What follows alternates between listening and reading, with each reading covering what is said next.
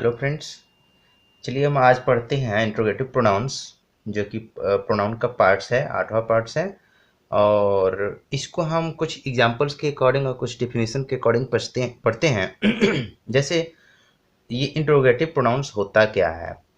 Interrogative pronounce जैसे कि हम समझ सकते हैं उसके नाम में ही अर्थ छिपा हुआ है, यानी कि प्रश्न पूछने वाले प्रोनाउंस। तो आपके सामने है इसका definition, those pronouns which use for asking questions, right. ऐसे प्रोनाउन जो प्रश्न पूछने के लिए प्रयुक्त किए जाते हैं इंट्रोगेटिव प्रोनाउंस कहलाते हैं। जैसे ये कुछ मुख्य होते हैं जिनमें हु, हुम, हुज, व्हिच और व्हाट, ये पांचों आते हैं। इसके नीचे हमने आपको एक ग्राफ बनाया हुआ है, आप देख सकते हैं। ये सब्जेक्ट, ऑब्जेक्ट और पोसेसिव है। सब्जेक्टिव केस, ऑब्जेक्टिव केस और पोसेसिव केस, जैसा कि आप पहले पढ़ चुके हैं केस के अकॉर्डिंग। तो सब्जेक्ट में हु का प्रयोग करते हैं, ऑब्जेक्ट के लिए हुम का प्रयोग करते हैं और पोसेसिव के लिए हुज का प्रयोग करते हैं, राइट। अब अगर हम बात करें जैसे कि इसके एग्जाम्पल से क्या हो सकते हैं, तो अगर सबसे पहले हम सब्जेक्ट की बात करते हैं तो कभी भी आप पूछते हैं क्या कि हु आर प्लेइंग क्रिकेट। आप टीवी देखते हैं, क्रिकेट मैच देखते हैं, तो कोई भी आपसे पूछता है कि आज कौन खेल रहा है, या क्रिकेट में कौन खेल रहा है, या क्रिकेट कौन खेल रहा है, राइट। तो उसी तरीके से एक एग्जाम्पल आप ले सकते हैं कि हु आर प्लेइंग क्रिकेट, ठीक है। आज कौन खेल रहा है, राइट। तो क्रिकेट कौन खेल रहा है। आगे हम बढ़ते हैं।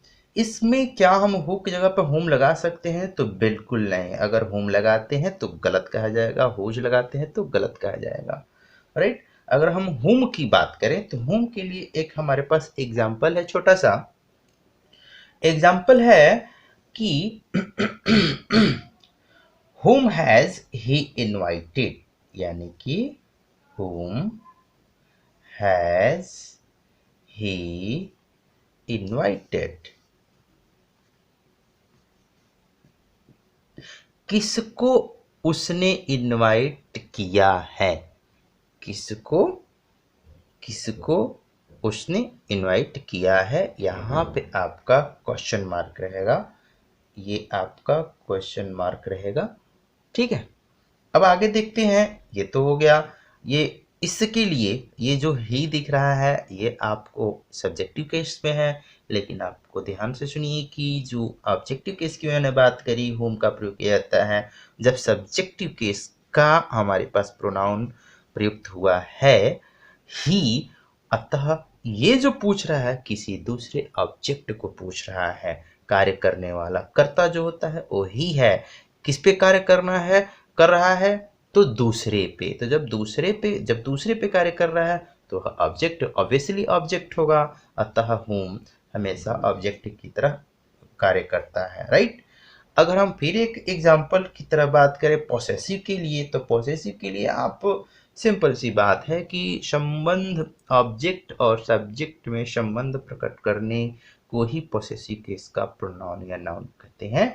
तो यहाँ पे हम एक छोटे से एग्जाम्पल में पढ़ सकते हैं कि दैट कार इज माइन, वह कार मेरी है। ऐसा हम कहते हैं, माइन का प्रयोग करते हैं हम। माइन जो कि पोसेसिव केस का प्रोनाउन है, आई का माइन। तो इसी तरीके से उसको हम अपने लफ्ज में पूछ सकते हैं कि हुज इज दैट कार। जैसे हुज इज दैट कार, वह कार किसकी है, राइट। इसका एक सिंपल सा एग्जांपल आएगा, वह कार किसकी है, इसका ये अर्थ होगा। राइट नाउ इसके आगे हम पढ़ते हैं। जो जैसे कि आपको व्हिच और व्हाट दिखाई दे रहा है, तो हम हमेशा व्हिच का प्रयोग जो करते हैं, व्हिच का प्रयोग सब्जेक्ट तथा ऑब्जेक्ट का पता लगाने के लिए किया जाता है। फिर एक बार ध्यान से सुने, which का प्रयोग सब्जेक्ट तथा सब्जेक्ट एंड ऑब्जेक्ट को पता लगाने के लिए किया जाता है। राइट? तो इसका हम छोटा सा एग्जाम्पल हम समझते हैं। जैसे कि आप स्वयं कभी कभी पूछ देते हैं, आपके मुंह से निकल भी जाता है क्लासरूम में कि यह किताब किसकी है, या तुम्हारी किताब कौन सी है। जैसे कि आपने कभी कभी टीचर से कॉपी चेक करने के लिए कहा और टीचर पूछता है तुम्हारी बुक कौन सी है, तुम्हारी कॉपी कौन सी है। तो एक छोटा सा एग्जाम्पल हम दे सकते हैं कि which is your book। ठीक है ना? क्या कहते हैं? which is your book, तुम्हारी बुक कौन सी है। ठीक है?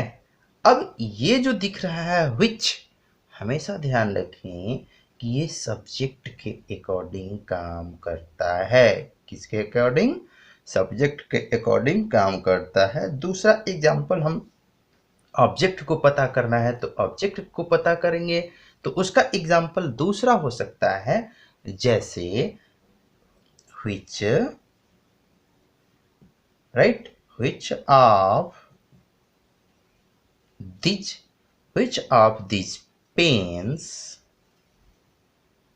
these pens do you like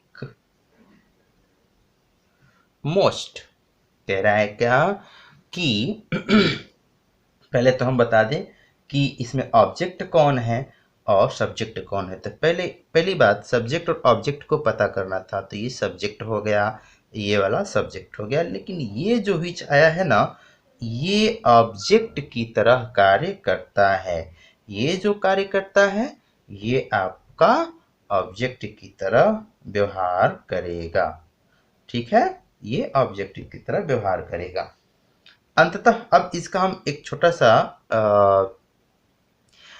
उदाहरण के अकॉर्डिंग इसका अर्थ समझ लेते हैं। Which of these pens do you like most. इनमें से इन पेनों में से कौन सी पेन तुम सबसे ज्यादा पसंद करते हो।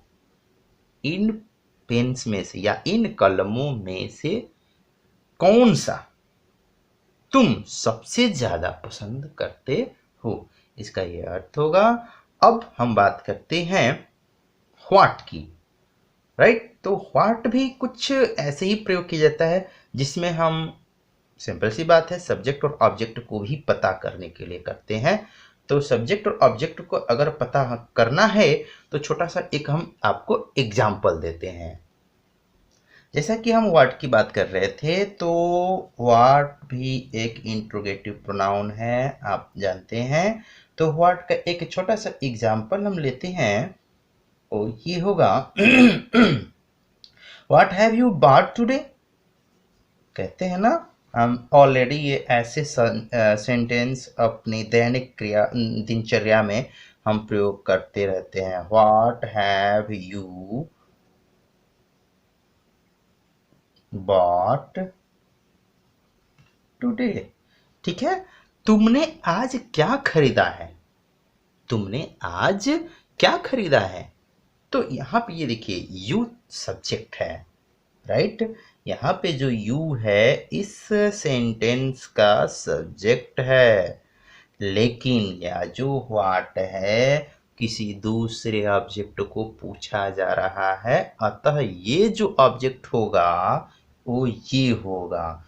तो अतः ये क्या हो गया, ये ऑब्जेक्ट के रूप में काम किया हुआ है। लेकिन थोड़ा सा एक सब्जेक्ट वाला एग्जाम्पल लेते हैं। सब्जेक्ट वाले एग्जाम्पल में कैसे होगा, तो व्हाट इज योर फादर। तुम्हारे पिता क्या हैं। होता है ना, तुम्हारे पिता क्या है, मतलब ये हुआ कि यहाँ पे सब्जेक्ट को ही पूछ दिया गया। राइट?